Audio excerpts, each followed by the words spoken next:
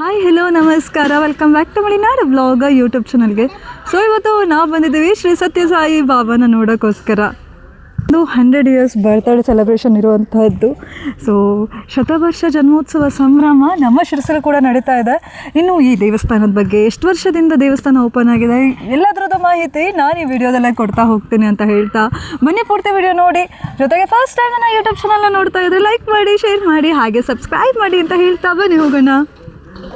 ಇನ್ನು ಫ್ರೆಂಡ್ಸ್, ಹೋಗ್ತಾನೆ ನೀವು ನೋಡ್ತಾ ಇದ್ದೀರಾ ಈ ಒಂದು ರಂಗೋಲಿ ಅಲ್ಟಿಮೇಟ್ ಆಗಿದೆ, 100 ಇಯರ್ಸು. ಜೊತೆಗೆ ಹಾಗೆ ಇಲ್ಲಿ ನೀವು ನೋಡ್ತಾ ಇದ್ದೀರಾ ಫ್ಲ್ಯಾಗು.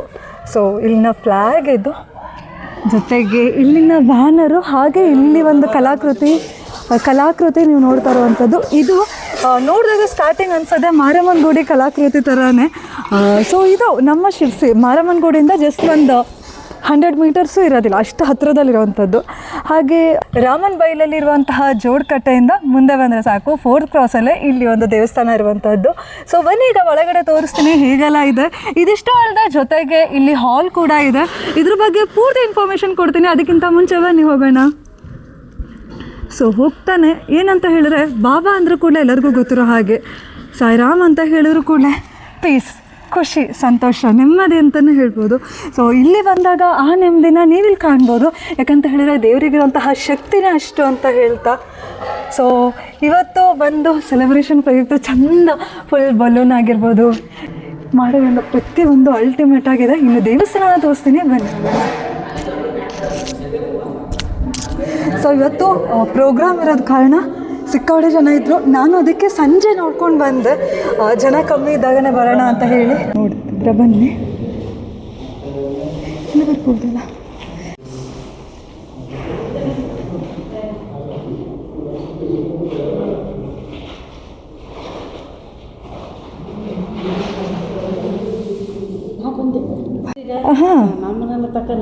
ಅಲ್ಲ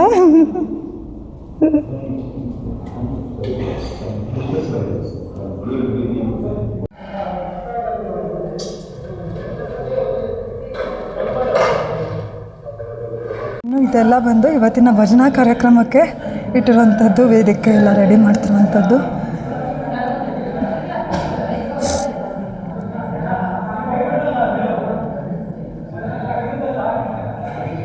ನಮಸ್ತೆ ಸರ್. ಸರ್, ಇನ್ನು ಇವತ್ತು ನಾನು ಬಂದಿರುವಂಥದ್ದು, ಇವತ್ತು 100ನೇ ವರ್ಷದ ಜನ್ಮೋತ್ಸವ ನಮ್ಮ ಸತ್ಯಸಾಯಿ ಬಾಬಂದು. ಸೊ ಸ್ವಲ್ಪ ಇನ್ಫಾರ್ಮೇಷನ್ ಕೊಡ್ಬೋದಾ ಸರ್? ಎಷ್ಟು ವರ್ಷ ಆಯಿತು ಇಲ್ಲಿ ಸ್ಟಾರ್ಟ್ ಆಗಿ? ಹಾಗೆ ಸಿರ್ಸಿಲಿರುವಂತಹ ಸತ್ಯಸಾಯಿ ಬಾಬಾ ದೇವಸ್ಥಾನದ ಬಗ್ಗೆ ಹೆಚ್ಚಿನ ಜನತೆಗೆ ಗೊತ್ತಿಲ್ಲ, ಹಾಗಾಗಿ ಸ್ವಲ್ಪ ಇನ್ಫಾರ್ಮೇಷನ್ ಕೊಡ್ಬೋದಾ? ಇಲ್ಲಿ ಸುಮಾರು 1966ಗೆ ಸ್ವಾಮಿ ಅಂದರೆ ಈ ಒಂದು ಸತ್ಯಸಾಯಿ ಸಮಿತಿ ಇಲ್ಲಿ ಇದು ಸ್ಟಾರ್ಟ್ 1966ಗೆ. ಅವಾಗ ನಾವು ಗೋಪಾಲಕೃಷ್ಣ ದೇವಸ್ಥಾನದಲ್ಲಿ ಆ ಒಂದು ಭಜನಾ ಕಾರ್ಯಕ್ರಮ ನಡ್ಕೊಂಡು ಮಾಡ್ತಾ ಇದ್ವಿ. ಆ ನಂತರ ಅಂದರೆ ಸುಮಾರಾಗಿ 58 ವರ್ಷ ಆಯಿತು. ಸ್ವಾಮಿ 1968 ಅಕ್ಟೋಬರ್ 23ಕ್ಕೆ ಇಲ್ಲೇ ಬಂದಿದ್ದರು. ಇದೇ ಸ್ಥಳದಲ್ಲಿ ಬಂದರು, ಇದೇ ಎದುರಿಗೆ ಬೈಲಿತ್ತು ಅವಾಗ, ಇದಕ್ಕೆ ರಾಮನ ಬೈಲು. ಆ ಸ್ಥಳದಲ್ಲಿ ಸ್ವಾಮಿ ಬಂದಿದ್ದರು. ಸ್ವಾಮಿ ಎಲ್ಲರಿಗೂ ಆವಾಗ ದರ್ಶನ ಸ್ಪರ್ಶನ ಎಲ್ಲ ಕೊಟ್ಟರು. ಅಂದರೆ ಆ ಟೈಮ್ನಲ್ಲಿ ಸುಮಾರು 15,000 to 20,000 ಜನ ಅವರ ಸ್ವಾಮಿಯ ಸ್ಪೀಚಿಗೆ ಕಾಯ್ತಾಯಿದ್ರು. ಇಲ್ಲೇ ಸೇರಿ. ಹಾಂ, ಆನಂತರ ಇಲ್ಲಿ ಪ್ರತಿ ವಾರನೂ ವಾರಕ್ಕೆ 2 ದಿನ ಭಜನಾ ಕಾರ್ಯಕ್ರಮ ಕಂಟಿನ್ಯೂ ನಡೀತು. ಮಾರ್ನಿಂಗ್ 6 ಗಂಟೆಗೆ ಓಂಕಾರ ಸುಪ್ರಭಾತ ಅವಾಗಿಂದನೂ ನಡೀತಾ ಇದೆ. ಇಲ್ಲಿ ಈ ಮಂದಿರದಲ್ಲೂ ಆ ಒಂದು ಓಂಕಾರ ಸುಪ್ರಭಾತ ಬೆಳಗ್ಗೆ 6 ಗಂಟೆಯಿಂದ 6:30 ನಡೆಯುತ್ತೆ. ಇದು ಕಂಟಿನ್ಯೂ ನಡೀತಿದೆ. ಬೇರೆ ಬೇರೆ ಅಂದರೆ ಸ್ವಾಮಿಯ ನಮ್ಮ ಸತ್ಯಸಾಯಿ ಸಂಸ್ಥೆಯಲ್ಲಿ 3 ಟೈಪ್ ಆ್ಯಕ್ಟಿವಿಟಿ ಇದೆ. ಒಂದು ಆಧ್ಯಾತ್ಮಿಕ ಚಟುವಟಿಕೆಗಳು ನಡೀತಾ ಇದೆ. ಆಧ್ಯಾತ್ಮಿಕ ಭಜನೆ ಮತ್ತು ಇದು ರುದ್ರಪಠಣ, ಇವೆಲ್ಲ ಆ್ಯಕ್ಟಿವಿಟಿಗಳು ಅದರಲ್ಲಿ ಬರುತ್ತೆ. ಮತ್ತು ಬಾಲವಿಕಾಸ ಅಂತ ಶೈಕ್ಷಣಿಕ ಚಟುವಟಿಕೆ, ಆ ಒಂದು ಚಟುವಟಿಕೆ ಇಲ್ಲಿ ಬಾಲವಿಕಾಸ ಕ್ಲಾಸ್ಗಳು ಈ ಸಿರ್ಸಿಯಲ್ಲಿ ಒಂದು ಸುಮಾರು 10 ಸೆಂಟ್ರದಲ್ಲಿ ಬಾಲವಿಕಾಸ ಸೆಂಟರ್ ನಡೀತಾ ಇದೆ, ಈಗಲೂ ನಡೀತಾ ಇದೆ. ಸುಮಾರು 250 ರಿಂದ 350 ಹುಡುಗರು ಈ ಒಂದು ಅಂದರೆ ಕ್ಲಾಸಸ್ನ ಬರ್ತಾ ಇದ್ದಾರೆ ನಮ್ಮ ಸಿರ್ಸಿಯಲ್ಲಿ. ಓಕೆ, ಈ ಬಾಲವಿಕಾಸ ಇದರೊಳಗೆ ಏನೇನು ಕಲಿಬಹುದು ಸರ್? ಅಂದರೆ ಇದರೊಳಗೆ ಏನೇನು ಅಂದರೆ ಭಾರತೀಯ ಸಂಸ್ಕೃತಿ ಬಗ್ಗೆ ಹೇಳ್ತೀವಿ, ಮಾನವ ಮೌಲ್ಯಗಳು ಅದರಲ್ಲಿ ಇಂಪಾರ್ಟೆಂಟ್ ಆಗಿ ಅವರಿಗೆ ಹುಡುಗರಿಂದ ಸಣ್ಣ ಮಕ್ಕಳು ಅದು ಬೇಕಾಗಿದೆ. ಆ ರೀತಿ ಆ ಗುಣಗಳನ್ನು ಬೆಳೆಸ್ತೇವೆ. ಆಧ್ಯಾತ್ಮಿಕತೆನ ಇನ್ನೂ ಎತ್ತು ಕಳಿಸ್ತಾ ಇರುವಂತಹದ್ದು. ಅದ್ರ ಬಗ್ಗೆ ಪೂರ್ತಿ ಆಧ್ಯಾತ್ಮಿಕತೆ ಬಗ್ಗೆನೇ ಇರುವಂಥದ್ದು ಸರ್ ಇದು. ಗ್ರೂಪ್ ಡಿ ಅಂದರೆ ಅದು ಡಿಪ್ಲೊಮಾ ಕೋರ್ಸ್ ಅದು. Diploma course. ಹೌದು ಅದೇ ಸ್ಪಿರಿಚುವಲ್ ಆ್ಯಕ್ಟಿವಿಟಿಯಲ್ಲಿ ಅದು ಬಾಲ ವಿಕಾಸಕ್ಕೆ ಡಿಪ್ಲೊಮಾ ಕೋರ್ಸ್ 15 ವರ್ಷಕ್ಕೆ ಅದನ್ನು ಕಂಪ್ಲೀಟ್ ಮಾಡಬೇಕು. 15 ಮೊದಲನೇ ವರ್ಷಕ್ಕೆ ಸಾಧಾರಣ ಏನಿಲ್ಲ, ಭಜನೆಗಳು, ಮಹಾಭಾರತ ಬಗ್ಗೆ, ಸಂಸ್ಕೃತಿ ಎಲ್ಲ ರಾಮಾಯಣದ ಬಗ್ಗೆ, ಅದು ಇದು ಕಥೆಗಳು, ನಮ್ಮ ವೀರ ಪುರುಷರ ಬಗ್ಗೆ ಅವೆಲ್ಲ ಇದು. ಎರಡನೇ ಗ್ರೂಪ್ನಲ್ಲಿ ಸ್ವಲ್ಪ ಹೆಚ್ಚಿನ ಪ್ರಮಾಣದಲ್ಲಿ ಶ್ಲೋಕಗಳು, ಸ್ವಾಮಿಯ ಸಾಹಿತ್ಯ, ಇದೆಲ್ಲ ಅದರಲ್ಲಿ ಬರ್ತದೆ. ಮೂರನೇ ಇದರಲ್ಲಿ ಬೇರೆ ಬೇರೆ ಧರ್ಮಗಳ ಬಗ್ಗೆ ಸ್ವಲ್ಪ ಡೀಪ್ ಆಗಿ ಅದನ್ನು ಇದು ಮಾಡ್ತಾರೆ. ಅಂದರೆ ಇದಕ್ಕೆ ವಯೋಮಿತಿ ಅಂತ ಏನಾದರೂ ಇದೆ ಸರ್? 15 ವರ್ಷ, ಕೊನೆಯದು 15 ವರ್ಷಕ್ಕೆ ಮಾಡಿಸ್ಬೇಕು. ಇದಕ್ಕೆ ನಮ್ಮ ಗುರುಗಳಿದ್ದಾರೆ, ಅವರೆಲ್ಲರೂ ಇದು ಒಳ್ಳೆ ಟ್ರೈನ್ಡ್ ಗುರುಗಳಿದ್ದಾರೆ. ಅವರೆಲ್ಲರೂ ಇದೆಲ್ಲ ಕಲಿಸ್ತಾರೆ. ಬೆಳಿಗ್ಗೆ ವಾರದಲ್ಲಿ 1 ದಿವಸ 2 ತಾಸು ಅದನ್ನು ಕಲಿಸ್ತಾರೆ. ಅದರ ಜೊತೆಗೆ ಭಜನೆ ಮತ್ತು ಬೇರೆ ಬೇರೆ ನಾಟಕಗಳು, ಸ್ಟೋರೀಸ್ ಟೆಲ್ಲಿಂಗು, ಡ್ಯಾನ್ಸು ಎಲ್ಲವನ್ನು ಅವರು ಎಲ್ಲ ಇಲ್ಲೇ ನಡೆಯುವಂಥದ್ದು. ಎಲ್ಲ ಬೇರೆ ಬೇರೆ ನಮ್ಮಲ್ಲಿ ಸೆಂಟರ್ಗಳಿವೆ, ಎಲ್ಲ ಕಡೆ ಸೆಂಟರ್ ಮಾಡ್ತೀವಿ. ಶಿರ್ಸಿಲ ಎಷ್ಟು ಸೆಂಟರ್ ಇದೆ ಸರ್? ಇದೆಲ್ಲ 10 ಸೆಂಟರ್ಗಳಿದೆ. ಹಾಂ ಹಾಂ. ಈಗ ಓ, ಈ ಕ್ಲಾಸ್ ಯಾವುದಕ್ಕೂ ಸಹ ದುಡ್ಡಿಲ್ಲ, ಫ್ರೀ ಕಲಿಸ್ತಾ ಇದ್ದಾರೆ. ಅಂದರೆ ಇದು ಒಂದು ಸೇವೆ ಅಂತ ಹೇಳಿ ಅಲ್ವಾ? ಎಲ್ಲದು ನೋಡಿರ್ಬೋದು. ಇಲ್ಲಿ ಯಾವುದೇ ನೀವು ದೇವಸ್ಥಾನಕ್ಕೆ ಹೋದ್ರೆ ನೀವು ಏನಕ್ಕೆ ಕಾಣಿಕೆ ಡಬ್ಬಿ ಎಲ್ಲ ಇಲ್ಲಿ ಹಾಕಿ, ಇದನ್ನ ಹಾಕಿ, ಅದನ್ನ ಹಾಕಿ, ಇಲ್ಲಿ ಏನಾದರೂ ಇದೆಯಾ? ಇಲ್ಲಿ ಇಲ್ಲ. ಅದೇ ಫುಲ್ ಪೀಸ್ ಅನ್ನೋದು ಒಂದೇ ಇದೆ ಇಲ್ಲಿ, ಶಾಂತಿ. ಸ್ವಾಮಿ ಅದಕ್ಕೆ ಹೇಳೋದು ಏನಂತ ಹೇಳಿದ್ರೆ, ಸ್ವಾಮಿ ಇಂಥ ಮಂದಿರಗಳು ಇದನ್ನು ಕಟ್ಟಬೇಕಾದ್ರೆ ಅವ್ರು ಹೇಳಿದ್ರು, ಸತ್ಯಸಾಯಿ ಮಂದಿರ ಅಂತ ಇಡಬಾರ್ದು, ನನ್ನ ಹೆಸರು ಮಂದಿರ ಅಂತ ಇರಬಾರ್ದು ಅಂತ. ನೀವು ಸೇವಾ ಕಾರ್ಯಗಳನ್ನು ಮಾಡಿದ್ರೆ ಸತ್ಯಸಾಯಿ ಸೇವಾ ಕ್ಷೇತ್ರ ಅಂತ ಹೇಳಿ ಅಂತ ಹೇಳೋದು. ಎಷ್ಟೊಂದು ಇದು. ಅದಕ್ಕೋಸ್ಕರ ಈ ಸೇವೆ ಬಗ್ಗೆ ಬಹಳ ಅವರು ಒತ್ತನ್ನು ಕೊಟ್ಟಿದ್ದಾರೆ.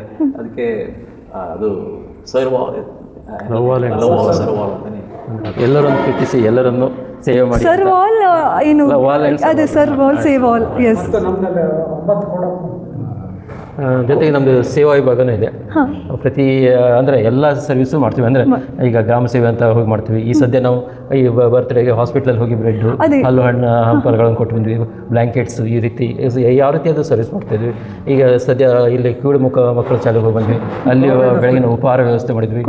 ಟಿಫನ್ನು, ಬೆಳಗಿನ ಟಿಫನ್ ಆಯಿತು, ಕಡೆ ನೋಟ್ಬುಕ್ಕು, ಪೆನ್ನು, ಈ ರೀತಿ ಏನು ಸಾಧ್ಯವೋ ಅದನ್ನು ನಾವು ಅವ್ರಿಗೆ ಕೊಡ್ತಾ ಇದ್ವಿ. ಈ ರೀತಿ ಅಜಿತ್ ಮನೋಚೇತನ ಅದಕ್ಕೂ ಅಲ್ಲಿ ಭಜನೆ. ಮತ್ತು ಹಳ್ಳಿಗಳಲ್ಲೂ ಅಷ್ಟೇ. ಇದು ಸತ್ಯಸಾಯಿ ವಿದ್ಯಾಜ್ಯೋತಿ ಸ್ಕೂಲ್ ಅಂತ ನಾವು ಸ್ಕೂಲಲ್ಲಿ ಹೋಗಿ ಅಲ್ಲಿ ಮಕ್ಕಳಿಗೆ ಕೆಲವೊಂದು ಇನ್ಫಾರ್ಮೇಷನ್ ಹೇಳ್ತೀವಿ. ಜೊತೆಗೆ ಅವರಿಗೆ ಭಜನೆಗಳ ಬಗ್ಗೆ ಹೇಳ್ತೀವಿ. ಅವರಿಗೆ ಏನಾದರೂ ಬೇಕಾದರೆ ನೋಟ್ಬುಕ್ಕು, ಸ್ಕೂಲು ಡ್ರೆಸ್ಸಸ್, ಈ ರೀತಿ ಸ್ಪೆಸಿಲಿಟಿಗಳನ್ನು ನಾವು ಕೊಡ್ತಾ ಇರ್ತೀವಿ. ಏನಾಗುತ್ತೋ ಅದು ನಮ್ಮಿಂದ ಏನಾಗುತ್ತೋ ಆ ರೀತಿ ಸರ್ವಿಸ್ ಮಾಡ್ತೀವಿ. ನಾವು ಆ ಸ್ಕೂಲನ್ನು ಅಡಾಪ್ಟ್ ಮಾಡ್ಕೊಳ್ತೀವಿ. ಮಾಡಿಕೊಂಡು ಅದಕ್ಕೆ ಏನೇನು ಬೇಕು ಇನ್ಫ್ರಾಸ್ಟ್ರಕ್ಚರ್ ಬೇಕು ಅದೆಲ್ಲ ಡೆವಲಪ್ ಮಾಡೋದು. ಇನ್ಫ್ರಾಸ್ಟ್ರಕ್ಚರ್ ಡೆವಲಪ್ ಮಾಡಿದ ನಂತರ ವಿದ್ಯಾರ್ಥಿಗಳಿಗೆ ಆಧ್ಯಾತ್ಮಿಕ ಇದನ್ನೆಲ್ಲ ಹೇಗೆ ಮುಂದುವರಿಬೇಕು, ವ್ಯಾಲ್ಯೂಸನ್ನು ಅವರು ತಮ್ಮ ಜೀವನದಲ್ಲಿ ಹೇಗೆ ಇದು ಮಾಡ್ಕೋಬೇಕು ಅನ್ನೋದ್ರ ಬಗ್ಗೆ ಅಲ್ಲಿ ಕ್ಲಾಸ್ ಇದರಲ್ಲಿ ಅದಕ್ಕೆ ಡೀಟೇಲ್ ಆಗಿ ಸಿಲೆಬಸ್ ಇದೆ. ಈಗ ನೀವು ಹೇಳಿದಲ್ಲ, ಇದು ಬಾಲ ವಿಕಾಸ್ ಗ್ರೂಪ್ 1, ಗ್ರೂಪ್ 2, ಗ್ರೂಪ್ 3, ಇದು ದೊಡ್ಡ ಸಿಲೆಬಸ್ ಇದೆ. ಇದು ವೆರಿ ಸೈಂಟಿಫಿಕ್ ಆಗಿ ನಡೀತದೆ. ಇದು ಸುಮ್ಮನೆ ಹೀಗೆ ಏನೋ ಒಂದು ಕಲಿಸ್ತಾರೆ, ಇದು ಹಾಗಿಲ್ಲ. ವೆರಿ ವೆರಿ ಸೈಂಟಿಫಿಕ್ ಆಗಿ, ಸಿಸ್ಟಮ್ಯಾಟಿಕ್ ಆಗಿ, ವೆರಿ ವೆರಿ ಸಿಸ್ಟಮ್ಯಾಟಿಕ್. ಹಳ್ಳಿಲೂ ಗ್ರಾಮೀಣ ಅಡಾಪ್ಟೆಡ್ ವಿಲೇಜ್ ತಗೊಳ್ತಾರೆ ಮಕ್ಕಳನ್ನ. ಓಕೆ ಸರ್, ಇನ್ನು ಮುಂಚೆ ಎಸ್ ಸಿ ಕಾಂಪಿಟೇಷನ್ ಮಾಡಿದ್ವಿ. ಅಂದರೆ ಇಲ್ಲಿ ಹೈಸ್ಕೂಲು ಮತ್ತು PU ಕಾಲೇಜಲ್ಲಿ ಅಲ್ಲೂ ಸುಮಾರು ಹುಡುಗರು ಅದರಲ್ಲಿ ಪಾರ್ಟಿಸಿಪೇಟ್ ಮಾಡಿದರು. ಅದು ವರ್ಷ ನಾನು ನಡ್ಸ್ಕೊಂಡು ಬರ್ತೀನಿ. ಅಂದರೆ ಹುಟ್ಟಿದ ಹಬ್ಬ ಪ್ರಯುಕ್ತನೇ? ಇಲ್ಲ, ಪ್ರತಿ ವರ್ಷ ನಡ್ಸ್ಕೊಂಡು ಹೋಗ್ತೀವಿ. ಪ್ರತಿ ವರ್ಷ. ಮತ್ತು 3 ಉಪ್ಲೇಕಪ್ಪ, ವರ್ತಲ್ಕಪ್ಪ, ಪೀಸ್ ಬಿಲ್ಡಿಂಗ್, ನಮ್ಮದು ಅಡಾಪ್ಟೆಡ್ ವಿಲೇಜ್. ಓ, ಅಲ್ಲೆಲ್ಲ ಇದ್ದಾವೆ. ಸರ್, ಇನ್ನು ನೀವು ಹೇಳಿದರೆ ಕೃಷ್ಣ ಮಠದಲ್ಲಿ ಮೇಲ್ಗಡೆ ಭಾಗದಲ್ಲಿ ಮುಂಚೆ ಇದ್ದಿತ್ತಂತು ಅಂತ ಹೇಳ್ಕೊಂಡು, ಇನ್ನು ಇಲ್ಲಿ ನೀವು ದೇವಸ್ಥಾನ ಮಾಡಿ ಎಷ್ಟು ವರ್ಷ ಆಯಿತು ಸರ್? ಇದು 2 ವರ್ಷ ಆಯಿತು. 2 ವರ್ಷ ಆಯಿತು. ಲಾಸ್ಟ್ ಇಯರ್ 22ನೇ ತಾರೀಕು ಏಪ್ರಿಲಲ್ಲಿ ಸ್ಟಾರ್ಟ್ ಆಯಿತು. 1 ಮಾರ್ಚ್ನಲ್ಲಿ ಇಲ್ಲಿ ನಮ್ಮ ಇನಾಗ್ರೇಷನ್ ಆಯಿತು. ಹಾಂ, ಅಂದರೆ ಬರೋಬ್ಬರಿ 2 ವರ್ಷ. 2 ವರ್ಷ. ಇನ್ನು ದಿನನಿತ್ಯ ಪೂಜೆ, ನೀವೀಗ ಹೇಳಿದ್ರೆ ಕುಂಕುಮಾರ್ಚನೆ ಆ ಥರ ಏನೂ ಇಲ್ಲ ಅಂತ ಹೇಳಿ ಎಲ್ಲ ಕಾರ್ಯಕ್ರಮಗಳು ನಮ್ಮಲ್ಲಿ ನಡೀತಾ ಇರುತ್ತೆ. ಅಂದರೆ ಬೆಳಗ್ಗೆ ಓಂಕಾರ, ಸುಪ್ರಭಾತ ಎಲ್ಲ ಸ್ವಾಮಿ ಎಲ್ಲ ಡೈಲಿ ಇರುತ್ತೆ. ಸುಮಾರಾಗಿ ಜನ ಬಂದ ಭಾಗವಹಿಸ್ತಾರೆ. ಪ್ರತಿದಿನನೂ ಇರ್ತದೆ. ಪ್ರತಿದಿನ ಇರುತ್ತೆ. ಏನಾದರೂ ವಿಶೇಷ ಅಂತ ಹೇಳಿದ್ರೆ ವಿಶೇಷ ಇದ್ದಾಗ ಪ್ರತಿ ಗುರುವಾರ ಮತ್ತು ಸಂಡೇ ಇಲ್ಲಿ ಭಜನೆ ಇದೆ. ಸಂಜೆ 6ರಿಂದ 7 ಗಂಟೆವರೆಗೂ ಭಜನೆ ಇರುತ್ತೆ. ನಂತರ ನಾವು ಹಬ್ಬ ಹರಿದಿನಗಳೆಲ್ಲ ಕಾರ್ಯಕ್ರಮ ನಡೀತದೆ. ಕುಂಕುಮಾರ್ಚನೆ, ಅಕ್ಷತಾರ್ಚನೆಗಳು ಅಂತ ಡಿಫ್ರೆಂಟ್ ಆ್ಯಕ್ಟಿವಿಟೀಸ್ ನಡೀತಾ ಇರುತ್ತೆ. ಇಲ್ಲೇ ಮಾಡ್ತೀರಾ? 24 hours ಅಂದರೆ ಅಖಂಡ ಭಜನೆ. ನವೆಂಬರ್ ನವೆಂಬರ್ ಮಂತ್ನಲ್ಲಿ 2ನೇ ಶನಿವಾರ ಮತ್ತು ರವಿವಾರ ಅದು ಇಡೀ ವಿಶ್ವದ ತುಂಬೆಲ್ಲ ಅಖಂಡ ಭಜನೆ 24 ತಾಸು ಇಲ್ಲಿ ನಡೆದು ಸಹ ನಮ್ಮ ಸೆಂಟರ್ನಲ್ಲಿ ನಾವು 24 hours ಎಲ್ಲ ಅದಕ್ಕೆ ಬೇರೆ ಬೇರೆ ಒಂದೇ ಕಡೆ ಅಲ್ಲ, ಆಲ್ ಓವರ್ ವರ್ಲ್ಡ್ ಇರುತ್ತೆ. ಇನ್ನು ಈಗ ಗೊತ್ತಿರೋ ಹಾಗೆ ಈಗ ಸಾಯಿಬಾಬಾ ಅಂದ್ರೆ ಕೂಡಲೇ ಸುಮಾರಷ್ಟು ಜನಕ್ಕೆ ಗೊತ್ತಿರ್ತದೆ. ಈಗ ಈ ಕಡೆಯವರಿಗೆ ಇಲ್ಲಿ ದೇವಸ್ಥಾನ ಇದೆ ಅಂತಲೇ ಸುಮಾರು ಜನಕ್ಕೆ ಗೊತ್ತಿಲ್ಲ, ಹೌದಲ್ಲ? ಈಗ ನಾನು ಸಾಯಿಬಾಬಾ ದೇವಸ್ಥಾನ ನೋಡಿದಾಗ ನಾವು ಸುಮಾರು ಜನಕ್ಕೆ ನಾ ಕರ್ಕೊಂಡು ಹೋಗಿದ್ದೆ, ಇಲ್ಲ ಸಾಯಿಬಾಬಾ ದೇವಸ್ಥಾನ ನಮ್ಮ ಸಿರ್ಸಿಲೂ ಕೂಡ ಇದೆ ಅಂತ. ಹೀಗೆ ಸತ್ಯ ಸಾಯಿಬಾಬಾ ದೇವಸ್ಥಾನ ಇರೋದು ಸುಮಾರು ಜನಕ್ಕೆ ಗೊತ್ತಿಲ್ಲ. ಸೊ ಇನ್ನು ಲೊಕೇಶನ್ನು ಹಾಗೆ ಇಲ್ಲಿರುವಂತಹ ಒಂದು ಈಗ ವಾರ್ಷಿಕೋತ್ಸವ ಪೂಜೆ ಆಗಿರ್ಬೋದು, ಹಾಗೆ ಸತ್ಯ ಸಾಯಿಬಾಬಾ ಅವರ ಬರ್ತ್ಡೇ ಆಗಿರ್ಬೋದು, ಇದ್ರ ಬಗ್ಗೆ ಇನ್ನು ಎಂತೆಂಥ ಪ್ರೋಗ್ರಾಮ್ಸ್ ಇದ್ದಾವೆ ಸರ್? ಇದು ಬಿಟ್ಟು ನಾವು ಮಾಡ್ತೀವಿ. ದಸರಾ 9 ದಿನನೂ ಪ್ರೋಗ್ರಾಮ್ಸ್ ಇರ್ತದೆ, 5 ದಿವಸ 5 ದಿನ ಪ್ರೋಗ್ರಾಮ್ ಇರುತ್ತೆ. ಈ ಆರಕ್ಕೆ ಈಶ್ವರಪ್ಪ ಡೇ ಬರ್ತಾ ಇರ್ತದೆ. ಹಾಂ, ಮೇ 6 ಕೊನೆಗೆ ಪ್ರತಿ ತಿಂಗಳ 19ನೇ ತಾರೀಕು ಅದನ್ನು ಮಹಿಳಾ ದಿನಾಚರಣೆ ಅಂತ ಆಚರಿಸ್ತಾರೆ. ಪ್ರತಿ ತಿಂಗಳು ನಗರ ಸಂಕೀರ್ತನೆ ಬಹಳ ವಿಶಿಷ್ಟವಾದದ್ದು. ಬೆಳಿಗ್ಗೆ 5:20ಕ್ಕೆ ಇಲ್ಲಿ ಓಂಕಾರ ಸುಪ್ರಭಾತ ಆದಮೇಲೆ ನಾವೆಲ್ಲ ಎಲ್ಲ ಬೇರೆ ಇದರಲ್ಲಿ ಬೇರೆ ಬೇರೆ ಓಣಿಯಲ್ಲೆಲ್ಲ ಹೋಗಿ ಅದನ್ನು ಸಾಧಾರಣ ಒಂದು ಅರ್ಧ ಮುಕ್ಕಾಲು ಗಂಟೆ ಭಜನೆ ಮಾಡ್ತಾ ಎಲ್ಲ ಬರೋದು. ಅದರ ಉದ್ದೇಶ ಏನು ಅಂತ ಹೇಳಿದ್ರೆ, ನಾವು ನಾಮಸ್ಮರಣೆ ಯಾವಾಗಾದರೂ ಬೆಳಿಗ್ಗೆ ಎದ್ದು ಕೂಡಲೇ ಬೇರೆ ಅವ್ರ ಮೇಲೆ ಬಿದ್ದಾಗ ಆ ದಿವಸ ಇಡೀ ದಿವಸ ಅವರ ಒಳ್ಳೆಯ ದಿನ ಆಗ್ತದೆ ಅನ್ನೋ ದೃಷ್ಟಿಯಿಂದ ಅದನ್ನು ಮಾಡಿ ನೀವು ಅಂತೇಳಿ ಸ್ವಾಮಿ ಹೇಳಿದ್ದಾರೆ. ಅದನ್ನು ನಗರ ಸಂಕೀರ್ತನೆ ಒಂದು ದೊಡ್ಡ ಪ್ರಮಾಣದಲ್ಲಿ ನಡೆಯುವಂಥದ್ದು. ಹೀಗೆ ಹಲವಾರು ಕಾರ್ಯಕ್ರಮಗಳೇ ಇವರು ಹೇಳಿದಾಗೇ ನಮ್ಮ ಇದು ಸೇವಾ ಕಾರ್ಯಗಳು, ಕೊನೆಗೆ ಶೈಕ್ಷಣಿಕ ಕಾರ್ಯಕ್ರಮಗಳು ಮತ್ತು ಆಧ್ಯಾತ್ಮಿಕ ಕಾರ್ಯಕ್ರಮ, ಈ ಮೂರನ್ನೂ ಸಮ್ಮಿಳಿತವಾಗಿ ಒಂದು ಸಮಿತಿ ಅಂದ್ಕೊಳ್ಳೇ ಈ 3 ಕಾರ್ಯಕ್ರಮಗಳನ್ನು ಮಾಡಲೇಬೇಕು ನೀವು. ಹೌದು, ಬಾಲ ವಿಕಾಸ ಕಾರ್ಯಕ್ರಮಗಳು ಮಾಡಲೇಬೇಕು, ಮಹಿಳಾ ಮಂಡಳಿ ಅವ್ರದ್ದು ಇರಲೇಬೇಕು, ಇದೆಲ್ಲ ಕೆಟ್ಟ ಆವಾಗ ಮಾತ್ರ ಇದನ್ನು ಸಮಿತಿ ಅಂತ ಹೇಳ್ತಾರೆ. ಇಲ್ಲದೇ ಇದ್ದರೆ ಅದು ಒಂದು ವೇಳೆ ಇದೆಲ್ಲ ಇಲ್ಲದೇ ಇದ್ದರೆ ಅದನ್ನು ಭಜನಾ ಮಂಡಳಿ ಅಂತ ಹೇಳ್ತಾರೆ. ಹೌದು, ಅಷ್ಟೇ. ಅಲ್ಲಿ ಇಲ್ಲ, ಇದೆಲ್ಲ ಮಾಡಲಿಕ್ಕೆ ಸಾಧ್ಯ ಇಲ್ಲ. ಇದು ಹಾಗೆಯೇ ಇದು ಅದೇ ಇವ್ರು ಹೇಳಿದ ಹಾಗೆ ಸ್ವಾಮಿಯ ಇದು ಸಮಿತಿ ಆಯಿತು ಯಾವಾಗ 1968ರಲ್ಲಿ ಸ್ವಾಮಿ ಬಂದಿದ್ರು. ನೀವು ಯಾರಾದ್ರೂ ನೋಡಿದ್ರಾ? ಓ, ಹೌದಾ? ಧನ್ಯೋಸ್ಮಿ, ಯಾಕಂತ ಹೇಳಿದ್ರೆ ಧನ್ಯರಾಗಿರ್ತೀರಾ ಅಂತ ಹೇಳಿ. ನಾವು ನೋಡಿ ಸ್ವಾಮಿ 1 ತಾಸು ಬಿಸಿಲಿದ್ದು ಇದು ಮಾಡೋದು, ಅಷ್ಟು ಧನ್ಯರು. ಕೊನೆಗೆ ಏನಾಯ್ತು ಅಂದರೆ ಇಲ್ಲಿ ಬರಲಿಕ್ಕೆ ಒಂದು ಕಾರಣ ಇದೆ. ಗೋಪಾಲಕೃಷ್ಣ ದೇವಸ್ಥಾನದಲ್ಲಿ ಮೇಲ್ಗಡೆಗೆ ನಮ್ಮ ಭಜನಾ ಕಾರ್ಯಕ್ರಮಗಳೆಲ್ಲ ನಡೀತಿತ್ತು. ಆಮೇಲೆ ನಿಮ್ಗೆ ಗೊತ್ತಿದೆ, ಅಲ್ಲಿಯ ರಿನೋವೇಷನಿಗೋಸ್ಕರ ಗೋಪಾಲಕೃಷ್ಣ ದೇವಸ್ಥಾನದಲ್ಲಿ ಎಲ್ಲ ತಮ್ಮನ್ನು ಸ್ಲೋಲಿಯನ್ನು ಅದನ್ನು ಇದು ಮಾಡ್ತಾ ಹೋದ್ರು, ತೆಗಿತಾ ಹೋದ್ರು ರಿನೋವೇಷನಿಗೋಸ್ಕರ.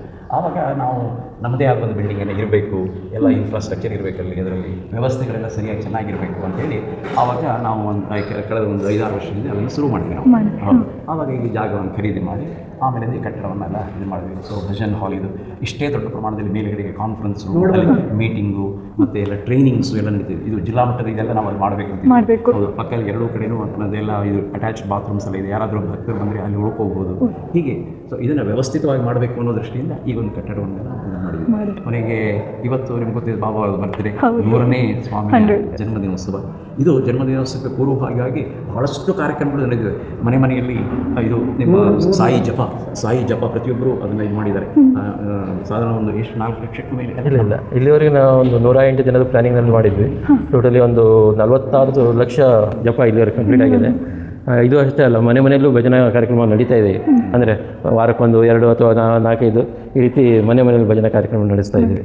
ಅಂದರೆ ಮನೆ ಭಜನಾ ಕಾರ್ಯಕ್ರಮ ಅದರಲ್ಲೂ ವಿಶಿಷ್ಟತೆ ಇದೆ. ಸ್ವಾಮಿಯ ಒಂದು ಫೋಟೋ ಇದೆ, ಅದನ್ನು ಮನೆಗೆ ಹೋಗೋದಂದ್ರೆ ಒಬ್ಬರ ಮನೆಗೆ ನಮ್ಮ ಮನೆಗೆ ಬರ್ತು ಅಂದರೆ ಬೆಳಿಗ್ಗೆ ನಾವು ಆ ಫೋಟೋವನ್ನು ಸ್ವಾಮಿಯನ್ನು ಅಂದರೆ ಸ್ವಾಮಿ ನಮ್ಮ ಮನೆಗೆ ಬಂದಿದ್ದಾರೆ, ಇವತ್ತು ನಮ್ಮ ಮನೆಯಲ್ಲೇ ಇರ್ತಾರೆ. ಅವರಿಗೆ ಅಂದರೆ ಜಸ್ಟ್ ಲೈಕ್ ಏನು ಅಂತ ಹೇಳಿದ್ರೆ ಅವರೊಬ್ಬರು ಪುರುಷರು, ಅವರಿಗೆ ಊಟೋಪಚಾರ ಮಾಡೋದು, ಸ್ವಾಮಿಗೆ ಆರೈಕೆ ಮಾಡೋದು ಎಲ್ಲದು ಆ ರೀತಿಯಿಂದ ಫಿಸಿಕಲ್ ಫಾರ್ಮ್ನಲ್ಲಿ ಸ್ವಾಮಿ ನಮಗೆ ಬಂದಿದ್ದಾರೆ ಅಂತ. ಸೊ ಅವರನ್ನು ಬರಮಾಡ್ಕೊಳ್ಬೇಕಾದ್ರೂ ಪೂರ್ಣ ಕುಂಭದೊಂದಿಗೆ ಬರಮಾಡ್ಕೊಳ್ಳೋದು. ಕೊನೆಗೆ ಆ ದಿವಸ ಭಜನಾಮೃತ ಕಾರ್ಯಕ್ರಮ ಎಲ್ಲ ಅಲ್ಲಿ ಅಕ್ಕಪಕ್ಕದ ಎಲ್ಲ ಇವರು ಭಕ್ತರೆಲ್ಲ ಸೇರ್ತಾರೆ. ಮತ್ತು ಬೇರೆ ಕಡೆಯಿಂದ ಎಲ್ಲ ಬಂದು ಆ ದಿವಸ ಸುಂದರವಾಗಿ ಭಜನೆ ಮತ್ತು ಇದನ್ನೆಲ್ಲ ಏನು ರುದ್ರಪಟ್ಟಣ ಅವೆಲ್ಲ ಮಾಡ್ತಾರೆ. ಆ ದಿವಸ ಕಂಪ್ಲೀಟ್ ಸ್ವಾಮಿ ನಮ್ಮ ಮನೆಯಲ್ಲೇ ಇರ್ತಾರೆ ಅನ್ನೋ ಭಾವನೆ. ಆಮೇಲೆ ಮಾರನೇ ದಿವಸ ಬೇರೆಯವ್ರ ಮನೆಗೆ ಹೋಗಬೇಕಾದ್ರೆ ಅವರು ಬಂದು ಸ್ವಾಮಿಯನ್ನು ಸ್ವೀಕರಿಸಿ ಇದು ಭಜನಾಮೃತ ಕಾರ್ಯಕ್ರಮದ ಮೊನ್ನೆ ನವೆಂಬರ್ ತಿಂಗಳಲ್ಲಿ ನಡೆದಂಥ ಒಂದು ಕಾರ್ಯಕ್ರಮ. ಅಂದರೆ ದಿನನಿತ್ಯ ಇತ್ತು. ಅಂದರೆ ಎಷ್ಟೊತ್ತು ಭಜನೆ ಸರ್? ಅದೊಂದು 1 ತಾಸು ಭಜನೆ ಮಾಡ್ತೇವೆ. 1 ತಾಸು ಭಜನೆ, ಎಲ್ಲರೂ ಕಮಿಟಿ ಹೋಗಿ ಇರ್ತಾರೆ. ಭಜನೆ, ರುದ್ರ ಭಜನೆ. ಇನ್ನು ಇದ್ರು ಇವಾಗ ನೀವು ಇಷ್ಟೆಲ್ಲ ಸೇವೆ ಮಾಡ್ತಾ ಇದ್ದೀರಾ, ಇದರೊಳಗೆ ನಮ್ಮ ಯೂತ್ಸ್ ಏನಾದರೂ ಪಾಲ್ಗೊಳ್ತಾ ಇದ್ದಾರಾ ಹೇಗೆ? ನಾನು ಸ್ಟಾರ್ಟಿಂಗ್ನಲ್ಲಿ ಹೇಳಿದೆ, ಸಮಿತಿ ಅಂದ ಕೂಡಲೇ ಅಲ್ಲೊಂದು ಭಜನೆ ಕಾರ್ಯಕ್ರಮ ನಡೀಬೇಕು, ಮತ್ತು ಈ 3 ರೀತಿಯ ಕಾರ್ಯಕ್ರಮ ನಡೀಬೇಕು, ಮಹಿಳಾ ಮಂಡಲ ಇರಬೇಕು, ಜೊತೆಯಲ್ಲಿ ಸ್ವಾಮಿ ಅಂದರೆ ಯೂತ್ ವಿಂಗ್ ಇರಬೇಕು ಅಲ್ಲಿ. ಹೌದು.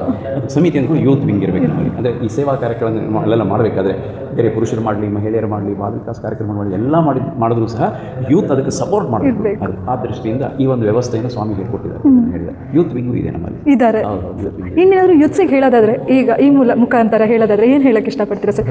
ಎಲ್ಲವನ್ನೂ ಸ್ವಾಮಿ ಹೇಳಿದ್ದಾರೆ. ಬಂದಿತ್ತು ಏನು ಸ್ವಾಮಿ ಹೇಳಿದ್ದು ಒಂದು ಲವ್, ಅದು ಎಲ್ಲರನ್ನೂ ಖುಷಿಪಡಿಸಿ ಎಲ್ಲರ ಸೇವೆ ಮಾಡಿ, ಅದೇ ಸ್ವಾಮಿ ಮತ್ತೊಂದು ಹರ್ಟ್ ನೆವರ್ ಅಂತ ಹೇಳಿದ್ದಾರೆ, ಯಾರಿಗೂ ತೊಂದರೆ ಕೊಡಬೇಡಿ, ಹೆಲ್ಪ್ ಎವರ್ ಅಂತ ಹೇಳಿದ್ದಾರೆ. ಎಲ್ಲರಿಗೂ ಒಳ್ಳೆದ ಬಯಸಿ ಎಲ್ಲದಕ್ಕೂ ಒಳ್ಳೆದೇ ಮಾಡಿ, ಸಹಾಯ ಮಾಡಿ, ಮತ್ತು ಯಾರಿಗೂ ಇದು ಮಾಡಲಿಕ್ಕೆ ಅಲ್ಲ ಎಲ್ಲರಲ್ಲೂ ಭಗವಂತನಿರ್ತಾನೆ, ನಿಮ್ಮಲ್ಲಿದೆ ನಮ್ಮಲ್ಲಿದೆ, ಆ ರೀತಿ ಮನೋಭಾವನ ಬೆಳೆಸ್ಕೊಳ್ರಿ ಅಂತ. ಇಲ್ಲಿ ನೋಡಿ ನಮ್ಮ ಎಲ್ಲ ಅಲ್ವಾ? ಓಂ ಇದ್ದಾರೆ, ಸ್ವಸ್ತಿ ಇದ್ದಾರೆ, ಎಲ್ಲದೂ ಸಹ ಇಸ್ಲಾಂ, ಜೊರಾಸ್ಟ್ರಿಯನ್ ಎಲ್ಲ ಕೆಳಗಡೆ ಸರ್ ಜೊರಾಸ್ಟ್ರಿಯನ್. ಓಕೆ. ಸೊ ಹೀಗೆ ನಮಗೆ ಯಾವುದೇ ಸ್ವಾಮಿ ಹೇಳಿದ, ನಾನು ಏನಂದರೆ ಬೇರೆ ಯಾವುದೋ ಒಂದು ಹೊಸ ಧರ್ಮವನ್ನು ಸೃಷ್ಟಿಸಿ ಬರಲಿಲ್ಲ, ಎಲ್ಲ ಧರ್ಮಗಳಲ್ಲೂ ಒಳ್ಳೆಯದಿದೆ. ಅದನ್ನು ಈಗ ಸ್ವಾಮಿಗಳು ಏನು ಹೇಳ್ತಾರೆ ಅಂತ ಹೇಳಿದ್ರೆ, ನೀನೊಬ್ಬ ಕ್ರಿಶ್ಚಿಯನ್, ನೀನು ಒಳ್ಳೆಯ ಕ್ರಿಶ್ಚಿಯನ್ ಆಗು ಅಂತ ಹೇಳ್ತಾರೆ. ನನ್ನ ಹತ್ರ ಬರಬೇಕಂತಿಲ್ಲ, ನೀವು ಅದರಲ್ಲಿರುವಂಥ ಒಳ್ಳೆತನವನ್ನು ನೀನು ಪಾಲಿಸಿದರೆ ನನಗೆ ಅದು ಭಾಳ ಖುಷಿ ಅಂತ ಹೇಳಿದೆ. ಒಬ್ಬ ಇಸ್ಲಾಂ ಧರ್ಮದವರು ಇರ್ತಾರೆ, ಇಸ್ಲಾಂ ಧರ್ಮದಲ್ಲಿರುವಂಥ ಒಳ್ಳೆಯತನವನ್ನು ನೀನು ಇದನ್ನು ಮಾಡು, ಅದರಲ್ಲಿ ನಡ್ಕೋ. ನನ್ನ ಹತ್ರ ಬಂದು ನೀವು ಈಗ ಸಾಯಿಬಾಬಾ ಸಿಕ್ಕರು ನನಗೆ ಇಸ್ಲಾಂ ಬಿಡೋಣ, ಕ್ರಿಶ್ಚಿಯಾನಿಟಿ ಬಿಡೋಣ, ಇಲ್ಲಿ ಸೇರಿಕೊಳ್ಳೋಣ, ಏನೋ ಒಂದು ಹೊಸದಿದೆ, ಹಾಗೆ ಸ್ವಾಮಿ ಅದನ್ನೆಲ್ಲ ಒಪ್ಪೋದಿಲ್ಲ. ಒಳ್ಳೆ ಎಲ್ಲೆಲ್ಲಿ ಇದೆಯಲ್ಲ ಅದನ್ನೆಲ್ಲ ಒಳ್ಳೆತನವನ್ನು ನೀವು ಇದು ಮಾಡ್ಕೊಳ್ಳಿ, ಒಳ್ಳೆಯವನಾಗೋದು. ಅದಕ್ಕೆ ಈ ಸತ್ಯಸಾಯಿ ಆರ್ಗನೈಸೇಷನ್ ಇದು ಒಂದು ಉತ್ತಮವಾದ ಇದು ಅಂತ ಹೇಳಿದ್ರೆ ಏನಂದರೆ, ಇದು ವ್ಯಕ್ತಿತ್ವ ವಿಕಸನ, ಇದು ಅದೇ ಬಹಳ ಮುಖ್ಯವಾದದ್ದು. ಅಂದರೆ ಸ್ವಾಮಿ ಹೇಳೋದಂದರೆ, ಒಬ್ಬ ವ್ಯಕ್ತಿ ಇಲ್ಲಿ ಬಂದು ಸಮಿತಿಯಲ್ಲಿ ಬಂದು ಭಜನೆಯಲ್ಲಿ ಪಾಲ್ಗೊಳ್ಳೋದು, ಸೇವೆಯಲ್ಲಿ ಪಾಲ್ಗೊಳ್ಳೋದು, ಬಾಲವಿಕಾಸದಲ್ಲಿ ಪಾಲ್ಗೊಳ್ಳೋದು, ಅಂದರೆ ನಮಗೆ 9 ಇದು ಕೋಡ್ ಆಫ್ ಕಾಂಡಕ್ಟ್ ಅಂತಿದೆ. ಇದೆಲ್ಲ ಮಾಡೋದ್ರಿಂದ ವ್ಯಕ್ತಿತ್ವ ವಿಕಸನ ಆಗ್ತದೆ. ಅವಾಗ ಒಂದು ಸಲ ವ್ಯಕ್ತಿ ಆ ರೀತಿಯಿಂದ ಅವನು ವಿಕಸನ ಹೊಂದಿದರೆ ಆ ಕುಟುಂಬ ಒಳ್ಳೆಯದಾಗ್ತದೆ. ಒಂದು ಸಲ ಆ ಕುಟುಂಬ ಒಳ್ಳೆಯದಾದಾಗ ಸಮಾಜ ಒಳ್ಳೆಯದಾಗ್ತದೆ. ಒಂದು ಸಲ ಸಮಾಜ ಒಳ್ಳೆಯದಾಗ ರಾಜ್ಯ, ದೇಶ, ಆಮೇಲೆ ಒಂದು ಸಲ ದೇಶನೂ ಆ ರೀತಿ ಒಂದು ಆದಾಗ ಇಡೀ ವಿಶ್ವವೇ ಆ ರೀತಿ ಬದಲಾವಣೆಗಳಾಗ್ತದೆ. ಆದ್ದರಿಂದ ಅವರ ಸ್ಟಾರ್ಟಿಂಗ್ ಪಾಯಿಂಟೇ ಅದು ವ್ಯಕ್ತಿಯನ್ನು ಹುಡುಕಿ ಅವರನ್ನು ಇದನ್ನು ಮಾಡೋದು, ಅಲ್ಲಿ ಒಳ್ಳೆಯ ಗುಣಗಳನ್ನು ಬೆಳೆಸೋದು, ಅವನ ವಿಕಸನ, ಅದೇ ಪರ್ಸನಾಲಿಟಿ ಡೆವಲಪ್ಮೆಂಟ್ ಇದನ್ನು ಮಾಡೋದು. ಅದೇ ಇಲ್ಲಿ ಬರೋದ್ರಿಂದ ಅದೇ ಆಗ್ತದೆ ಅಂತ ನಮ್ಮ ಕಾರ್ಯಕ್ರಮಗಳೆಲ್ಲ ಹಾಗೇನೇ ಇದೆ. ಅವಾಗಲೇ ಪೀಸ್ಫುಲ್ ಲೈಫ್ನ ನಾವು ಈಸಿಯಾಗಿ ಸಕ್ಸಸ್ ಮಾಡ್ಬೋದು. ಈಗ ಇರುತ್ತೆ, ಹೌದು. ಮನುಷ್ಯನಿಗೆ ಶಾಂತಿ ಇಲ್ಲ ಅಂದಾಗ ಅವನು ತನ್ನ ಕುಟುಂಬದಲ್ಲಿ ಏನನ್ನು ಬಯಸ್ತಾನೋ ಶಾಂತಿ ಇರುವುದಿಲ್ಲ. ಕುಟುಂಬದಲ್ಲಿ ಇಲ್ಲದಿದ್ದಾಗ ಪರಸ್ಪರ ಪಕ್ಕದ ಮನೆ ನೇಬರ್ಸ್ ಜೊತೆಗೇನು ಏನಾಗುವುದಿಲ್ಲ, ಸಮಾಜದಲ್ಲೂ ಹಾಗೆ. ಆದ್ದರಿಂದ ಸ್ವಾಮಿ ಮೇಲ್ಗಡೆಯಿಂದ ಬರೋದಕ್ಕಿಂತ ಕೆಳಗಡೆಯಿಂದ ಅದನ್ನು ನಮ್ಮಲ್ಲೇ ನಾವು ನೋಡ್ಕೊಳ್ಳೋದೇ ಶಾಂತಿ, ಸುಖ, ಖುಷಿ ಅಲ್ವಾ? ನಿಜ. ಮಾರಿಗುಡಿ ಜಾತ್ರೆ ಟೈಮಿಗೆ ಪಾನಕ ಸೇವೆ, ಮಜ್ಜಿಗೆ ಸೇವೆ ಇಲ್ಲ ನಾವು ಮಾಡ್ತೇವೆ. ಅಂದರೆ ಫಾಸ್ಟ್ ಈಗ 2 ವರ್ಷ ಜಾತ್ರೆ ಟೈಮಿಗೆ ದೇವಿ ಮೃತ್ಯುವಿಗೆ ಹೋಗ್ತೇವೆ, ಆವಾಗ ಪಾನಕ ಸೇವೆ, ಮಜ್ಜಿಗೆ ಸೇವೆ ಫಸ್ಟ್ನೇ ದಿನ ಲಾಸ್ಟ್ನೇ ದಿನ ಇರುತ್ತೆ ಸರ್. ಲಾಸ್ಟ್ ದಿನ ಮಾಡ್ತೇವೆ. ಅಂದರೆ ಸೇವೆಗೆ ಒಂದು ಲಿಮಿಟ್ ಅನ್ನೋದೇ ಇಲ್ಲ. ಸೇವೆ ಅಂಥದ್ದು ಸೇವೆ ಅಂಥದ್ದು ಸೇವೆ ಅನ್ನೋ ಪ್ರಶ್ನೆನೇ ಇಲ್ಲ. ಈಗ ಹಾಸ್ಪಿಟ್ಲಿಗೆ ಹೋದಾಗ ಆ ರೋಗಿಯ ಜೊತೆಗೆ ಚೆನ್ನಾಗಿ ಮಾತಾಡಿದರೆ ಅವನಿಗೆ ದೊಡ್ಡ ಮೆಡಿಸಿನ್ಸ್ ನೀವೇನು ಕೊಡಬೇಕಂತಿಲ್ಲ. ಅವನಿಗೆ ಮೆಡಿಸಿನ್ ಕೊಡಬೇಕಾದ್ರೆ ಏನು ನೀವು ಹೇಗಿದ್ದೀರಪ್ಪ, ಎಲ್ಲಿಂದ ಬಂದರೆ, ಏನು ಇಲ್ಲ ನಿಮಗೆ ದೇವರೆಲ್ಲ ಒಳ್ಳೇದು ಮಾಡ್ತಾರೆ, ಏನು ಹೆದರಬೇಡಿ, ಇಷ್ಟು ಹೇಳಿದ್ರೆ ಸಾಕು, ಖುಷಿ, ಅವರಿಗೂ ನೆಮ್ಮದಿ ಅಲ್ವಾ ಸರ್? ಇನ್ನು ನೀವು ಹೇಳಿದ್ರಿ ಹಾಸ್ಪಿಟಲ್ ಸೇವೆ ಅಂತೆಲ್ಲ ಹೇಳಿ, ನಾನು ಕೇಳುವ ಮಟ್ಟಿಗೆ ನಮ್ಮ ಸತ್ಯ ಸಾಯಿಬಾಬಾದೇ ಹಾಸ್ಪಿಟಲ್ ಇದೆ ಬ್ಯಾಂಗ್ಳೂರಲ್ಲಿ. ಸೊ ಪುಟ್ಪತ್ತಿ, ಹಾಂ ಬ್ಯಾಂಗ್ಳೂರಲ್ಲೂ ಒಂದು ವೈಟ್ ಫೀಲ್ಡಲ್ಲಿ. ಅಲ್ಲಿ ಹೇಗೆ ಸರ್ ಸೇವೆ ಅಂದರೆ? ಅಲ್ಲಿ ಇವನ್ ಫುಲ್ ಫ್ರೀನಾ ಅಥವಾ ಹೇಗೆ ಸರ್? ಪೇಯ್ಡ್ ಅಲ್ಲಿ ಯಾವುದೇ ಇದಿಲ್ಲ, ಬಿಲ್ಲಿಂಗ್ ಸೆಕ್ಷನೇ ಇಲ್ಲ. ಅಷ್ಟು ಜನ ಬಂದಿರೋಂಥ ಎಲ್ಲರಿಗೂ ಫ್ರೀಯಾಗಿ ಟ್ರೀಟ್ಮೆಂಟ್ ಕೊಡ್ತೀವಿ. ಯಾಕಂದರೆ ನಾನು ಈಗ PVS ಹೋದಾಗ ನನ್ನ ಫ್ರೆಂಡ್ಸ್ ಎಲ್ಲ ಹೋಗಿದ್ರು ಪುಟ್ಪತ್ತಿಗೆ ಹಾಸ್ಪಿಟಲ್ ಸೇವೆಗೆ. ಸೊ ಅವಾಗ ಅದೇ ಹೇಳ್ತಾ ಇದ್ರು, ಏನೇ ಹಾಸ್ಪಿಟ್ಲಿಗೆ ಖರ್ಚಿದ್ರು ಅಲ್ಲಿ ಹೋದರೆ ಸಾಕು, ಎಲ್ಲ ಫ್ರೀ ಆಗ್ತದೆ, ಎಲ್ಲ ಟ್ರೀಟ್ಮೆಂಟ್ ಫ್ರೀ ಅಂತ ಹೇಳಿ. ಅಂದರೆ ಮುಂಚಿಂದನೂ ಸಹ ಇದೇ ಇರೋದಾ? ಮುಂಚಿಂದನೂ ಇದೆ. ಅಲ್ಲಿ ಅದೇ ಹೇಳಿದ್ರೆ ಬಿಲ್ಲಿಂಗ್ ಕೌಂಟ್ರೇ ಇಲ್ಲ ಅಲ್ಲಿ. ಇಲ್ಲ. ನೀವು ಒಂದು ಸಲ ನೀವು ಅಡ್ಮಿಟ್ ಆಯಿತು ಅಂತ ಹೇಳಿದ್ರೆ ಅಲ್ಲಿ ಮುಗೀತು. ಪ್ರತಿಯೊಂದು ಅಲ್ಲಿ ಮೆಡಿಸಿನ್ ತಗೊಬನ್ನಿ, ಬ್ಲಡ್ ಬ್ಯಾಂಕ್ ಹೋಗಿ ಎಲ್ಲ ವ್ಯವಸ್ಥೆ ಅವ್ರು ನೋಡ್ಕೊಳ್ತಾರೆ. ಮೆಡಿಸಿನ್ ಇಂದ ಹಿಡಿದು ಅಷ್ಟೇ ಅಲ್ಲ, ಒಬ್ಬರು ಜೊತೆಗೆ ಒಬ್ಬರು ಅಟೆಂಡೆಂಟ್ ಇರ್ತಾರಲ್ಲ, ಅವರಿಗೋಸ್ಕರನೇ ಒಂದು ಸೆಪರೇಟ್ ಇದು ಬಿಲ್ಡಿಂಗ್ಸ್ ಇದೆ ಅಲ್ಲಿ ಅವ್ರು ಕೂತ್ಕೊಳ್ಬೋದು. ಅದರ ಅವಶ್ಯಕತೆನೇ ಇಲ್ಲ, ಮೊದಲನೇದಂತಾರೆ ಅವಶ್ಯಕತೆನೇ ಇಲ್ಲ. ಒಂದ್ಸಲ ನೀವು ಒಳಗಡೆ ಹೋಯಿತು ಅಂತ ಹೇಳಿದ್ರೆ ನಮಗೆ ಪ್ರತಿಯೊಂದು ಕೇರನ್ನು ಅವ್ರು ತಗೊಳ್ತಾರೆ. ಆಗಲಿ ಏನಂತ ಹೇಳಿದ್ರೆ ಅವ್ರ ಜೊತೆ ಹೋದವಿದ್ರೆ ಅವರಿಗೆ ಸೆಪರೇಟ್ ಆಗಿ ಒಂದು ಬಿಲ್ಡಿಂಗ್ ಇದೆ, ಅಲ್ಲಿ ಅವ್ರು ಉಳ್ಕೋಬೇಕು, ಮತ್ತೆ ಹೋಗ್ಬೇಕಾದ್ರೆ ಅವ್ರ ಜೊತೆ ಹೋಗ್ಬೇಕು. ಮತ್ತೊಂದು ಹೇಳಿದ್ರೆ ನಿಯರೆಸ್ಟ್ ರೈಲ್ವೆ ಸ್ಟೇಷನ್ ತನಕನೂ ಒಂದು ಟಿಕೆಟ್ ಕೊಟ್ಟು ಕಳಿಸ್ತಾರೆ, ಫ್ರೀ ಟಿಕೆಟ್ ಪೇಷಂಟ್. ಇಷ್ಟೆಲ್ಲ ಸೇವೆ, ಇಷ್ಟೆಲ್ಲ ಅಂದರೆ ಇದೆಲ್ಲ ಒಂದು ಪ್ರಾಕ್ಟಿಕಲ್ ನಾವು ನೋಡುವಂಥದ್ದು ಅಲ್ವಾ? ಇದು ಏನಂತ ಹೇಳಿದ್ರೆ ಇದು ಗೊತ್ತಿದ್ದವ್ರಿಗೆ ಮಾತ್ರ ಗೊತ್ತು, ಉಳಿದವರಿಗೆ ಅಲ್ವಾ? ಏನೋ ಬೇರೆ ಹಾಸ್ಪಿಟಲ್ಗೆ ಹೋಲಿಸ್ಬಿಡ್ತಾರೆ. ಈಗೆಲ್ಲ ನಾವು ಆ ಹಾಸ್ಪಿಟಲ್ ಕೆಲಸ ಮಾಡಿದ್ವಿ. ಕೆಲಸ ಅಂದ್ರೆ ಏನು, ಸೇವೆ ಮಾಡಿದ್ರಿ. ಹೌದು, ಒಂದು ವಾರದ ಸೇವೆ ಎಲ್ಲ ಇರ್ತದೆ. ಅಲ್ಲಿ ಎಲ್ಲ ಬೇರೆ ಬೇರೆ ರೀತಿಯಲ್ಲಿ ವಾಚ್ ಆ್ಯಂಡ್ ವಾರ್ಡ್ ಇರ್ಬೋದು, ಪೇಷಂಟ್ಸನ್ನು ಕರ್ಕೊಂಡು ಬರೋದಿರ್ಬೋದು, ಅಥವಾ ಅವ್ರಿಗೆ ಹೈಜಿನಿಕ್ ಫುಡ್ಡನ್ನು ಪ್ರಿಪೇರ್ ಮಾಡೋದಿರ್ಬೋದು, ಲಾಂಡ್ರಿ ಸೆಕ್ಷನ್ ಇರ್ಬೋದು, ಸಾಕಷ್ಟು ಅಲ್ಲಿ ಬೇರೆ ಬೇರೆ ಡಿಪಾರ್ಟ್ಮೆಂಟ್ಸ್ ಇದೆ. ಅಲ್ಲಿ ಹೋದಾಗ ನಮಗೊಂದು ಅದನ್ನು ಅಲಾಟ್ ಮಾಡ್ತಾರೆ. ಆವಾಗ ಹೋದಾಗ ಅದನ್ನೆಲ್ಲ ಒಂದು ವಾರದ ತನಕ ನಾವು ಅದನ್ನೆಲ್ಲ ಇದು ಮಾಡ್ತೀವಿ. ಅವಾಗೆಲ್ಲ ಗೊತ್ತಾಗ್ತದೆ. ಅದೇ ನಾನು ಪ್ರೀವಿಯಸ್ ನನ್ನ ಫ್ರೆಂಡ್ಸ್ ಎಲ್ಲ ಹೋಗಿದ್ದಿದ್ರು. ಅಂದರೆ ನಾನು ಆ ಸೇವೆನೇ ಒಂಥರ ನಿಸ್ವಾರ್ಥ ಸೇವೆ ಅಲ್ವಾ? ಅಂದರೆ ಅಷ್ಟು ದೇವರನ್ನೇ ಭಕ್ತಿ ರೂಪದಲ್ಲಿ ತಗೊಂಡು ಅಂತ ಹೇಳಿದ್ರೆ ನೋಡಿ, ಹೀಗಿದೆ ಇಲ್ಲಿಂದ ಹೋಗ್ಬೇಕಾದ್ರೆ ನಿಮ್ಗೆ ಏನಾದರೂ ಅಲ್ಲಿ ಚಾರ್ಜಸ್ ಏನು ಅವ್ರು ಕೊಡೋದಿಲ್ಲ. ನೀವು ಹಾಗೆ ನೀವು ಚಾರ್ಜಸ್ ಎಲ್ಲ ಹಾಕ್ಕೊಂಡು ನಿಮಗೆ ಇರೋ ಕೆಲಸ ಬಿಟ್ಕೊಂಡು ಅಲ್ಲಿ ಹೋಗ್ತೀರಿ ನೀವು ಒಂದು ವಾರ. ಅಷ್ಟು ನೆಮ್ಮದಿ ಇರುತ್ತೆ ಸರ್. ಹೋಗ್ಬೇಕಾದ್ರೆ ಬರಬೇಕಾದ್ರೆ ನೀವು ಚಾರ್ಜಸ್ ಎಲ್ಲ ಕೊಡಬೇಕು. ಸ್ವಲ್ಪ ಊಟದ್ದು ಮತ್ತು ಅಲ್ಲಿ ಉಳಿದುಕೊಳ್ಳೋ ವ್ಯವಸ್ಥೆನೆಲ್ಲ ಅದು ಮಾಡ್ತಾರೆ.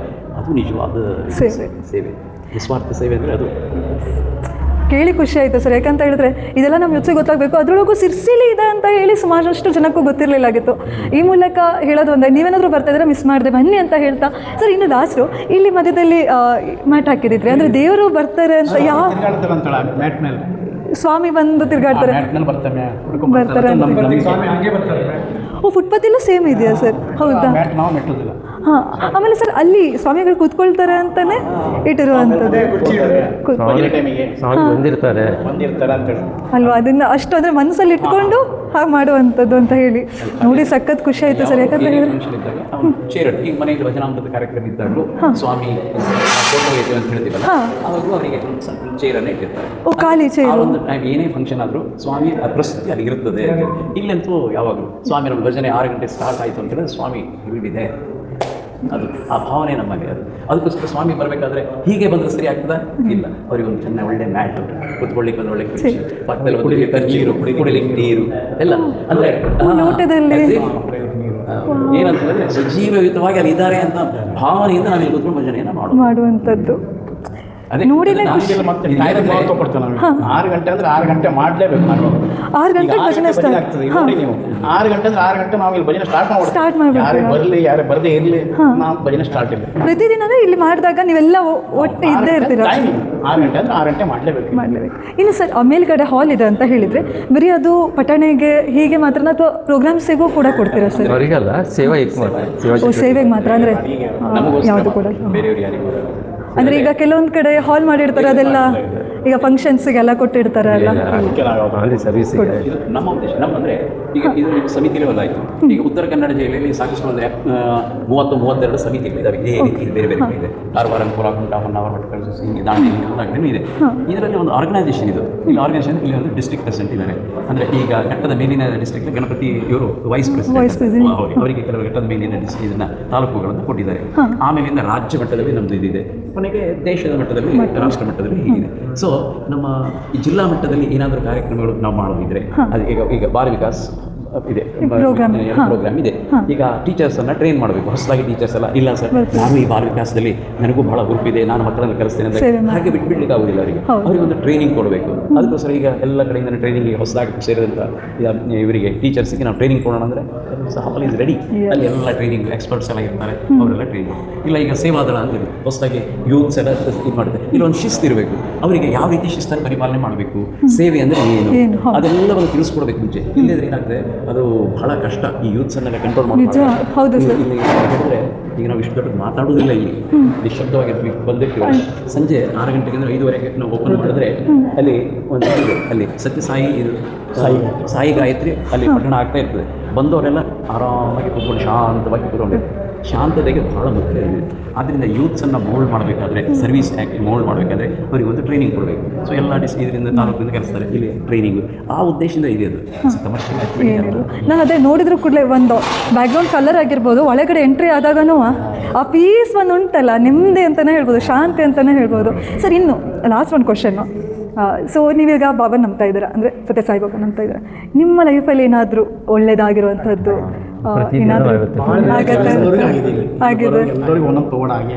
ಏನಾದರೂ ಒಂದು ಉದಾಹರಣೆ ಅಂದರೆ ಈಗ ಏನಾದರೂ ಅವ್ರ ಕನ್ಸಲ್ಲಿ ಬಂದಿರುವಂಥದ್ದಾಗಿರ್ಬೋದು? ಸ್ವಾಮಿ ಯಾವುದೇ ತಪ್ಪು ಮಾಡಿ ಉದಾಹರಣೆ ನಂದೇ ಕೊಡ್ತೀನಿ. ನಾನೇ ತಪ್ಪು ಮಾಡಿದರೆ ಸ್ವಾಮಿ ನೀ ಹೀಗೆ ತಪ್ಪು ಮಾಡಿದೆ ಸೂಚನೆ ಕೊಡ್ತಾರೆ. 100% ಕೊಡ್ತಾರೆ. ತಪ್ಪು ಮಾಡಿದರೆ ಸರಿಪಡಿಸ್ಕೊ, ಇದು ನನ್ನ ಅನುಭವ. ತುಂಬ ಅನುಭವ ಕೊಟ್ಟಿದೆ.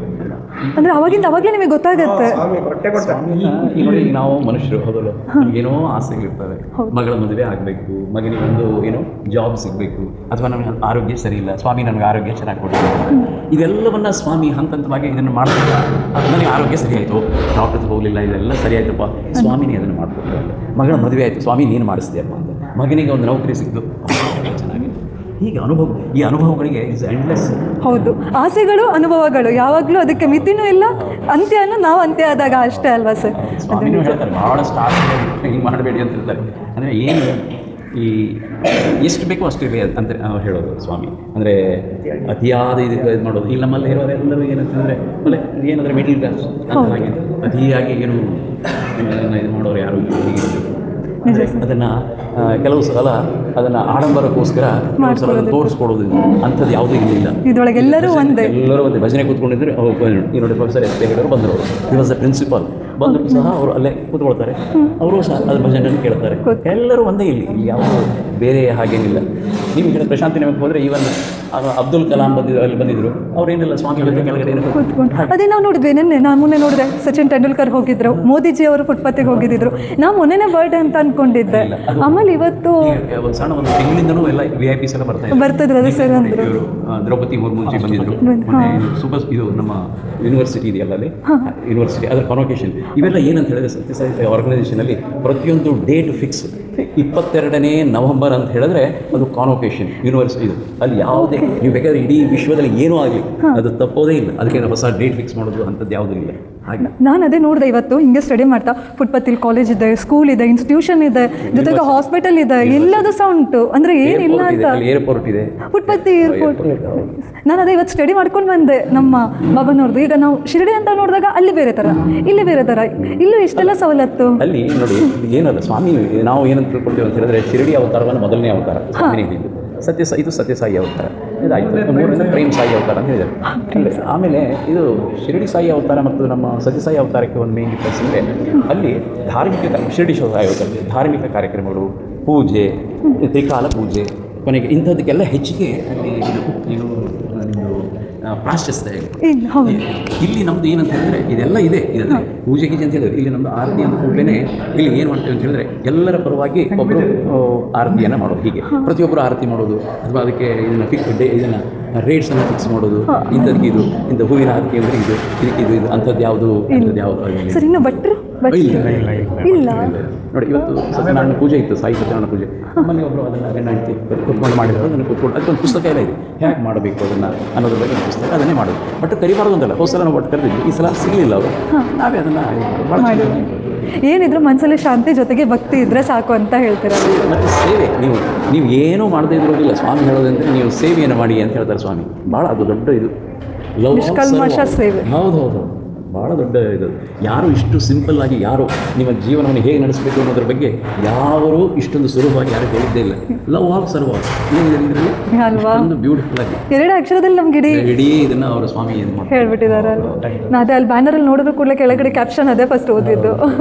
ಭಾಳ ಅದಕ್ಕೋಸ್ಕರನೇ ಈಗ ನೋಡಿ, ಈಗ ನೀವು ಬರೋಕ್ಕಿಂತ ಮುಂಚೆ ಒಬ್ಬರು is A DFO IAS cadre ಅವರು ವಸಂತ ರೆಡ್ಡಿ ಅಂತ ಬಂದಿದ್ದರು. ಬೋತ್ ಕಪಲ್ ಲೇಕೆ ಅವ್ರಿಗೆ ಎಫಿನಿಟಿ ಇದ್ರ ಬಗ್ಗೆ. ಅವ್ರಿಗೆ ಟ್ರಾನ್ಸ್ಫರ್ ಆಗಿಬಿಟ್ಟಿದೆ, ಅವರು ಧಾರವಾಡಕ್ಕೆ ಟ್ರಾನ್ಸ್ಫರ್ ಆಗಿದೆ. ಅವರು ಇಲ್ಲಿಂದ ಅಳಿಕೆಗೆ ಹೋಗ್ತಾ ಇದ್ದಾರೆ. ಅಳಿಕೆಯಲ್ಲಿ ಸ್ವಾಮಿಯ ಸ್ಕೂಲ್ ಇದೆ, ಅಲ್ಲಿ ಅವ್ರ ಮಗ ಅಲ್ಲಿ ಓದ್ತಾ ಇದ್ದಾನೆ. ಇಲ್ಲ ಇವತ್ತು ಬಾಸ್ ಬರ್ತ್ಡೇ, ನಾನಿಲ್ಲಿ ಬಂದು ಹೋಗಬೇಕು ಅಂತ ಹೇಳಿ both couple they came. Is an IAS officer cadre, ಆದರೂ ಬಂದು ಇಲ್ಲೆಲ್ಲ ದರ್ಶನ ಮಾಡ್ಕೊಂಡು ಪ್ರಸಾದ ಪಡ್ಕೊಂಡು ಹೀಗೆ. ಇಲ್ಲಿ ಏನಂತ ಹೇಳಿದ್ರೆ ಹುದ್ದೆಗೆ ಇದಕ್ಕೆಲ್ಲ ಯಾವುದೂ ಇಲ್ಲ, ಎಲ್ಲರೂ ಸಮಾನರು ಇಲ್ಲಿ ನಾವು. ಮಾತಾಡಿ ಸಿಕ್ಕಾಬಡೆ ಖುಷಿ ಆಯಿತು sir. Thank you so much sir. ಇಷ್ಟೊತ್ತು ನಿಮ್ಮ ಟೈಮ್ ನಮಗೆ ಕೊಟ್ಟಿದ್ದಕ್ಕೋಸ್ಕರ ಥ್ಯಾಂಕ್ ಯು ಸೊ ಮಚ್. ನೀವು